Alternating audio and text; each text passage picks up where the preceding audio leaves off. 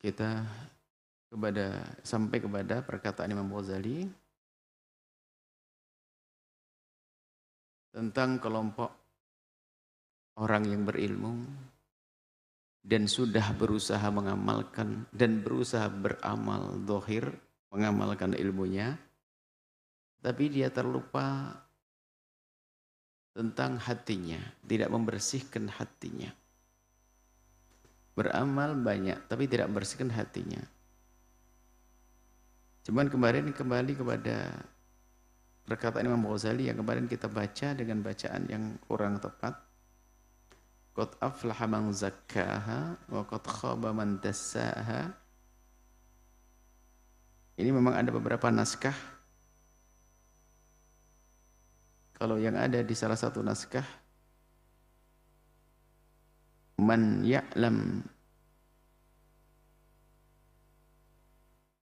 ya'lamu tazkiyataha wa kataba ilmaha wa 'allamaha an-nasa.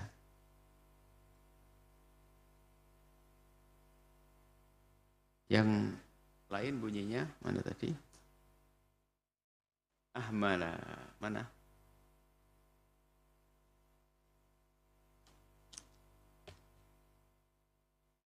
Man walam. Kalau ada ahmalanya ini yang menjadikan walam yakulnya, kan pada walam yakil. Tidak sedikit man ya'lam tazkiyataha, orang yang tahu tentang ilmunya, wa ahmala ilmaha, tapi melalaikan tentang ilmunya. Tapi dalam naskah lain wa katabaha, maka menjadi begini, walam yakul, bukan walam yakil. Kalau naskah lain lebih cocok walam yakul man ya'lamu tazkiyataha wa kataba ilmaha wa 'allamaha an-nasa. Berarti gini, Allah Subhanahu wa taala berfirman, qad aflaha man zakkaha. Telah beruntung orang yang mensucikannya. Kemudian perkataan Imam Ghazali, dan Allah tidak berfirman begini, walam yakul qad aflaha man ya'lam tazkiyataha wa kataba ilmaha. Kemarin kita karena ada ahmalaha ya menjadi berubah walam yakul. Ini kalau ini wa kataba ilmaha. Allah tidak berfirman begini, yang beruntung, yang berjaya adalah bukan qad aflaha, kan al-firman Allah qad aflaha man zakkaha, telah beruntung orang yang mensucikan jiwanya. Walam yakul, dan Allah tidak berfirman begini, qad aflaha man ya'lam tazkiyataha, bukan sekedar mengetahui, wa kataba ilmaha, dan menulis tentang ilmu membersihkan hati, wa 'allamaha nas, kemudian mengajarkan orang. Enggak, yang beruntung adalah qad aflaha man zakkaha. Jadi begitu. Kemarin gara-gara ada naskah ada ahmalaha, ini jadi walam yakul, enggak enak. Walam yakul mikir, kalau itu lebih cocok walam yakil man ya'lamu tazkiyata, tidak sedikit orang yang mengetahui ilmunya, wa ahmala, kemudian dia melalaikannya. Melalaikan, tidak banyak orang yang punya ilmu tapi lalai mengamalkannya. Wa ahmala amalaha wa ilmaha. Cuman kita ikut naskah yang ini saja, semua sesuai. Qad aflaha man zakkaha, telah beruntung orang yang mensucikan jiwanya. Allah berfirman begitu, yang beruntung adalah orang yang mensucikan jiwanya. Walam yakul, dan Allah tidak berfirman begini, qad aflaha man ya'lam tazkiyataha wa kataba ilmaha wa 'allamaha an-nas. Allah tidak mengatakan qad aflaha, telah beruntung man ya'lamu, orang yang mengetahui tazkiyatah, ilmu membersihkan hati, mengetahui. Wa kataba ilmaha, menulis ilmu tentang membersihkan hati. Wa 'allamaha an-nas, dan mengajarkan orang tentang ilmu membersihkan hati dan jiwa. Allah tidak berfirman begitu, tapi Allah berfirman qad aflaha, telah beruntung man zakkaha, yang mensucikannya. Begitu. Baik. Kita lanjutkan. Ada orang, kelompok yang kedua adalah bukan ahmala ilma, bukan tidak mengamalkannya. Kalau tadi yang pertama kan punya ilmu tidak mengamalkannya. Makanya sesuai, punya ilmu tapi tidak mengamalkan. Ahmalaha menjadi berbeda bacaannya. Jadi kita kemarin ada salah di situ. Karena ada naskah bunyinya ahmala. Itu untuk orang yang pertama adalah untuk sekelompok orang yang punya ilmu tidak pernah mengamalkannya. Ahmal. Bisa jadi begitu. Adapun yang kelompok kedua adalah orang punya ilmu sudah mengamalkan secara zahir. Tapi ada yang terlupa lagi, tertipu. Tidak membersihkan hatinya, tidak menjaga hatinya.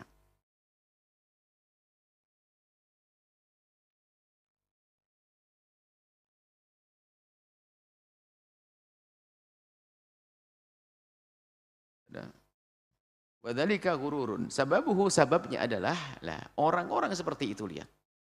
Dia banyak mengamalkan ilmu, belajar banyak, mengamalkan ilmu secara zahir, salat, ibadah. Tapi hatinya tidak dijaga. Sababuhu ghaflatuhum, sebabnya adalah kelalaian mereka an qaulihi, dari firman Allah, dari sabda Nabi SAW, ar-riya'u, yang namanya riya itu asyirku, adalah syirik. Al-azgharu, yang kecil, syirik kecil. Syirik kecil adalah berbuat bukan karena manusia tadi, tidak ikhlas, bukan karena Allah. Berbuat bukan karena Allah itu syirik, syirik yang kecil, tersembunyi, namanya riya. Wa qaulu sallallahu alaihi wasallam, dan lupa dengan sabda Nabi sallallahu alaihi wasallam, al-hasadu, yang namanya hasud, hati-hati jangan hasud, orang rugi dengan hasudnya. Al-hasadu, orang hasud itu yakulul hasanati, al-hasad, hasud itu hasud. Penyakit hasud itu yakulul hasanati kama ta'kulun narul hataba. Yang namanya hasud itu menghabiskan kebaikan seperti api memakan kayu bakar. Waqali sallallahu alaihi wasallam, dan lupa orang-orang tadi itu, yang punya ilmu mengamalkan tapi tidak membersihkan hatinya itu. Lupa dengan sabda Nabi, hubbil mali wasyarafi, mencintai dunia, senang dunia, wasyarafi, dan kemuliaan pangkat. Orang cinta dunia dan pangkat adalah yumbitani an-nifaqa, yumbitani, menumbuhkan an-nifaqa, kemunafikan. Cinta dunia menjadikan orang munafik. Fil qalbi, di dalam hati, kama yumbitul ma'ul baqla, seperti yumbitu telah menumbuhkan al-ma'u, air, al-baqla, semacam ini, biji-bijian yang bertumbuh itu apa? Kecambah bisa, atau apa saja, segala bijian, biji-bijian, kemudian kesiram air, tumbuh. Biasanya langsung diterjemahkan kecambah. Orang cambah ini kan orang yang paling mudah sering melihat. Padahal semua biji-bijian kalau tumbuh ya kayak kecambah itu. Dari biji yang mengeras kemudian membuka, terbuka, kemudian keluar dedaunan. Daun-daun muda, kayak kecambah. Begitulah. Yang namanya cinta dunia dan pangkat itu akan menyuburkan kemunafikan di dalam hati seperti air menyuburkan al-baqla, kecambah. Ila ghairi dzalika minal akhbari, dan yang lainnya dari berita-berita dari baginda Nabi sallallahu alaihi wasallam. Ghafalu, dan mereka juga lupa angqouli ta'ala, dari sabda firman Allah Subhanahu wa taala, illa, kecuali yang datang kepada Allah orang yang beraman, orang beruntung, orang yang selamat itu adalah, artinya semua orang dalam kegagalan, keruntuhan, ketidaksuksesan, illa, kecuali man, orang, atau Allah, yang datang kepada Allah, atau Allah datang kepada Allah biqalbin salim, dengan hati yang selamat. Qalbin salim, hati yang selamat adalah hati yang terbersihkan, tidak ada dengki, tidak ada dendam di dalam hatinya, salamatus sudur. Wa ghafalu, dan mereka lupa angqulubihim, dari hatinya. Lupa dia memikirkan urusan penyakit hati, lupa membersihkan hati. Wastaghalu bidawahirihim, dan mereka lebih sibuk ngurusi madhar zahirnya. Wah, kalau sholat tanpa Allahu Akbar, khusyuknya kayak Masya Allah. Tapi ternyata khusyuk hanya jasadnya saja, ternyata hatinya bergolak dengan kedengkian, kebencian. Waman la yusaffi qalbahu, barang siapa yang tidak membersihkan hatinya, la tasihhu ta'atuhu, tidak sah kepatuhannya. Kepatuhannya kepada Allah dianggap tidak sah karena kotor hatinya. Wa kamaridin, itu seperti orang yang sakit, dhahara bihil jarb. Al-jarbu, gatal. Seperti orang yang sakit tampak badannya, al-jarabu. Al-jarbu adalah koreng.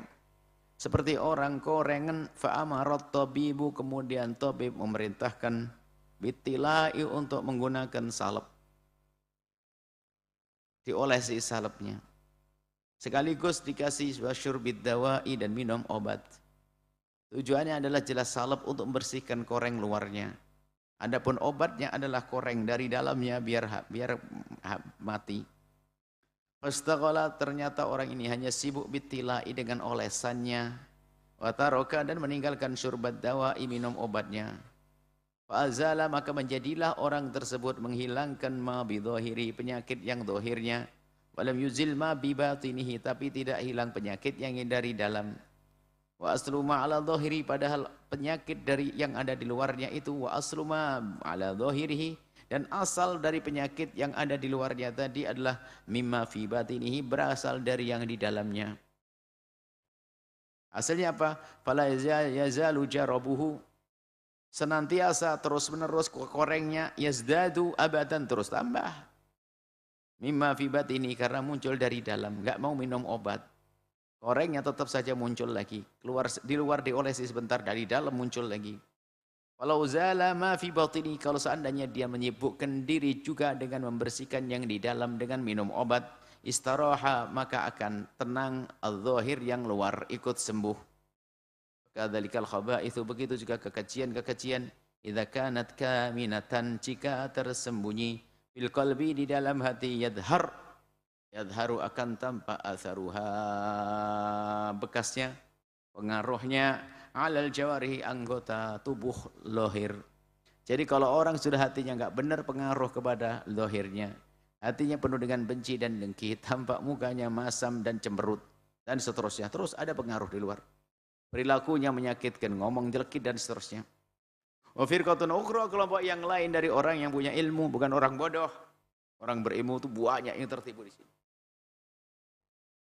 Alimu hadhil akhlaqa, dia tahu pentingnya akhlak tadi, membersihkan hati, riya, hasud, dan sebagainya, itu penting. Al-batinata, dia mengetahui akhlak-akhlak ini. Wa alimu, dan mereka yakin, tahu, annaha madmumatun, itu adalah tercela.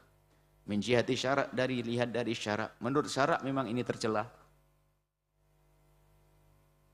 Ila annahum, akan tapi mereka, li ajli ta'ajjubihim bi anfusihim, karena mereka sudah terlanjur terkagum-kagum dengan dirinya sendiri, mengatakan wah, merasa hebat.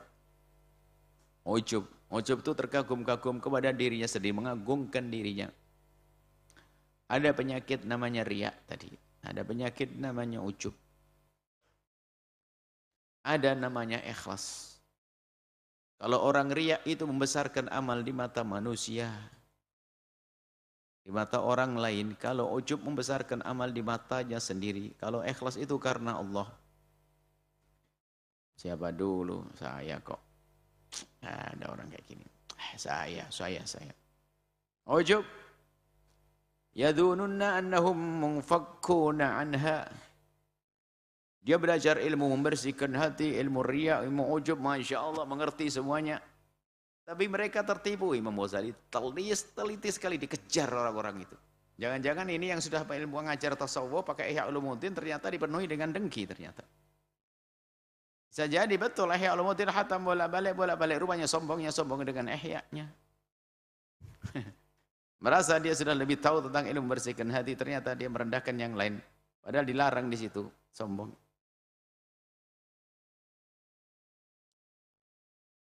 Kemudian mereka yadunnuna, mereka menduga annahum, sungguhnya mereka munfakkuna, telah terpisahkan anha, dari penyakit tersebut. Dia menduga bahasanya dia sudah punya ilmu dan mencoba mengetahui ilmunya, seolah-olah dia sudah terbebas dari penyakit riya, penyakit ini. Sehingga mengatakan ya, yang bebas dari riya. Kurang lebihnya seperti orang yang menunduk di sebuah majlis, dia mengerti ilmu tawadhu. Setelah dia setelah dia menundukkan wajahnya, menundukkan kepalanya, ingin bertawadhu. Kemudian sambil menunduk, melihat orang di kiri kanannya. Ternyata orang duduknya biasa-biasa. Lalu dia berkata begini, ternyata di sini nggak ada yang tawadhu seperti saya. Dengan tawadhunya sudah sombong dia. Nggak ada orang tawadhu kayak saya.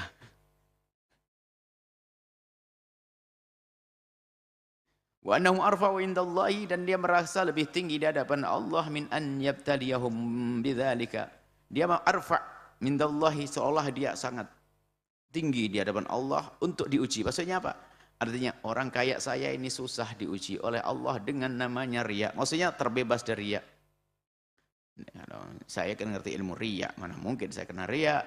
Saya kan ngerti ilmu sombong, mana kan ngerti sombong. Innama yubtala bihil awamu, akan tapi diuji dengan penyakit ini adalah juga al-awamu, orang-orang awam.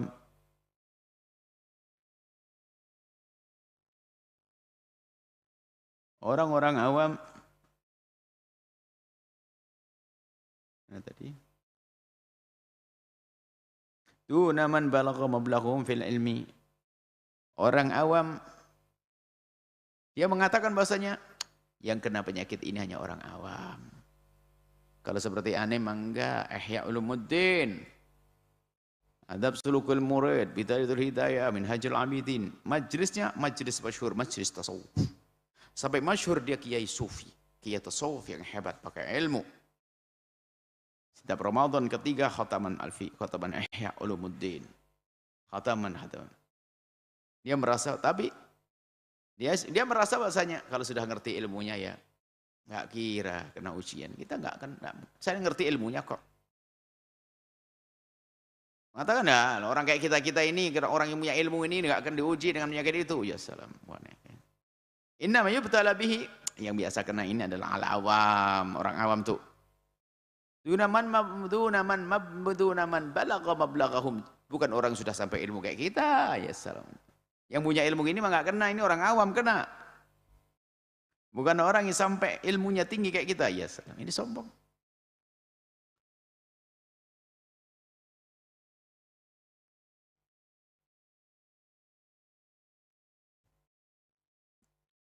Fa amma hum fahum ablahu indallahi min am yabtilahum bidzalika. Fa amma hum, adapun mereka, fa innahum a'dhamu, yang lain ablah, yang lain a'dhamu indallah min an yabtaliyahum.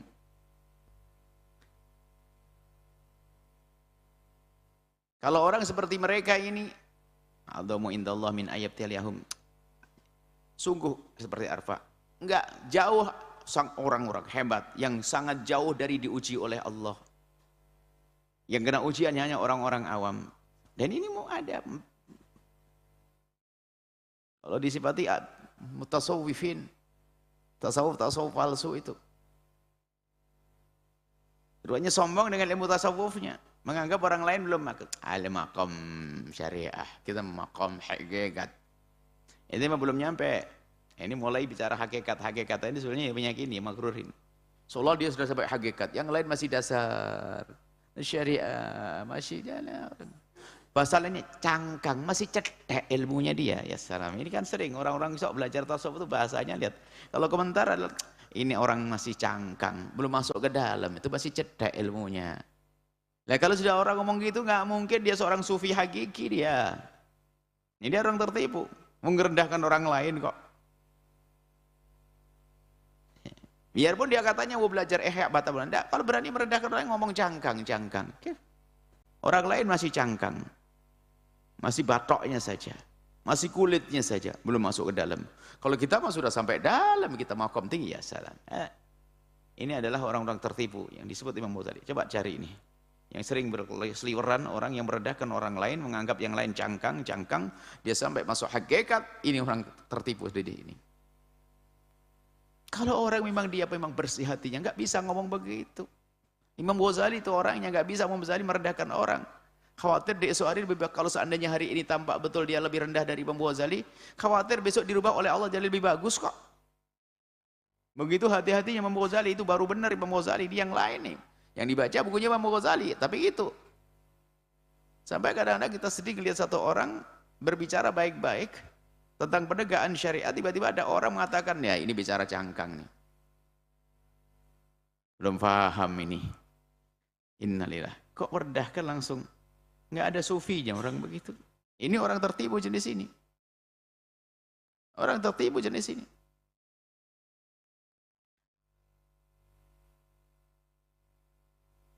Wa dhaharat 'alaihim makhayyalul kibri wa ri'asati. Tampak kepada mereka adalah buayan, tipuan-tipuan, khayalan-khayalan, kesombongan. Maksudnya yang tampak pada dirinya adalah kesombongan dan kesombongan yang memenuhi otaknya itu ingin sombong dengan modelnya dia, sombong dengan gaya tawaduknya tadi, gaya tasawufnya. Makhayil kibri wariyasati, senang dibesarkan, ingin dianggap sebagai ini orang yang paling kenal Allah, a'raf nas billah, orang yang paling tahu Allah. Wa tulubul ulwi wa syaraf, ya kerjaannya mencari agar ditinggikan, wa syaraf, untuk disanjung orang dengan kemuliaan, pengen mencari kemuliaan, bukan kemuliaan hakiki. Wa ghururuhum, adapun ketertiban mereka, annahum dhannu, mereka menduga anna dzalika laisa bikibrin, dia mengira bahasanya kalau model begitu enggak sombong, kalau merendahkan orang begitu kayak enggak sombong. Dia merasa wa innama huwa azzuddin, menganggap ini adalah kemuliaan agama. Agama harus begini, harus tampak seperti ini, dengan gaya yang ia tekuni tadi, gaya sombongnya tadi. Wa idharun izzuddin wa idharun li syarafil ilmi, untuk menampakkan kalau ilmu itu mulia. Saya mengatakan harus begini, karena ilmu harus dihargai bahasanya. Enggak harus ngomong-ngomong begitu deh. Enggak harus ngomong-ngomong seperti itu kalau ingin menghargai ilmu. Cukup menghargai ilmu dengan cara mengamalkan ilmu, memberikan pada orang yang pantas untuk diberi ilmu, menghargai ilmu. Mengajarkan ilmu kepada orang yang pantas untuk mengambil ilmu. Dan seolah-olah dia dengan gaya kesombongannya itu nusratu wa idharu li syarafil ilmi wa nusratu dinillahi, seolah-olah dengan itulah menolong agama Allah. Ufalu an farahi iblis bihi, lupa bahwasanya iblis senang dengan begitu. Kenapa? Tuh kawanku, iblis tuh diusir karena dia nggak mau patuh karena kesombongan. Aba wastakbara. Makanya iblis paling senang kalau ada orang Nabi anak Adam ini sombong, jadi teman gue loh, jadi teman anak nih, dengan kesombongannya, jadi kawannya iblis. Wa nusratin nabi sallallahu alaihi wasallam bima kanat. Dia lupa bahasanya nolong Nabi itu, menolong agama Nabi dengan cara seperti apa? Cara sombong-sombongan? Enggak. Dengan apa? Bagaimana kejayaan Nabi, kejayaan agama Nabi pada zaman Nabi? Kejayaan bagaimana didapat? Bukan dengan gaya sombong. Bagaimana arghamal kafirin? Bagaimana baginda Nabi menundukkan, meruntuhkan, menghancurkan orang-orang kafir? Bukan dengan gaya kesombongan. Wa ghafalu an tawaddu'i sahabati wa tadhullihim wa fakrihim wa maskanatihim. Wa ghafalu, dan mereka lupa tawaduknya para sahabat Nabi, tadallulihim, dengan cara merendahnya, ufakrihim, dengan gaya tidak foya-foya, dengan tidak kaya kemegahan harta, kaya fakir mereka, maskanatihim, kemiskinan mereka, dengan gaya kemiskinan mereka. Apakah tidak jaya? Jaya. Hatta utiba Umar, sampai suatu ketika ditegur Umar radhiyallahu, ditegur oleh orang-orang ala badzatihi, karena dengan kesederhanaannya. Seorang khalifah kok begini? Suruh dandan sedikit deh agak wibawa itu. Khalifah kok begitu? Indah qudumi Syam, waktu datang ke Syam sebagai seorang pemimpin, Sayyidina Umar tidak menggunakan baju mewah, baju megah, enggak, baju ala kadarnya. Badat, yakni yang tanpa, yakni al-badadat, badadah itu adalah mengenakan baju tanpa perhiasan, tanpa enggak ada atribut-atribut. Pokoknya baju yang sangat sederhana gitu deh. Waqala inna, dan Sayyidina Umar menjawab, aku enggak perlu dengan baju, aku enggak perlu dengan pakaian, tapi inna qaumun, kami adalah kaum, a'azzanallahu bil Islam, memuliakan Allah kepada kami dengan Islam. La nadlubul izza fi ghairihi, kami tidak mencari kemuliaan selain dengan Islam, bukan dengan baju, pakaian, tahta, bukan itu kan, tapi dengan Islam. Sampai di sini dulu karena waktu, insyaallah kita lanjutkan pada pertemuan yang akan datang. Wallahu a'lam bissawab.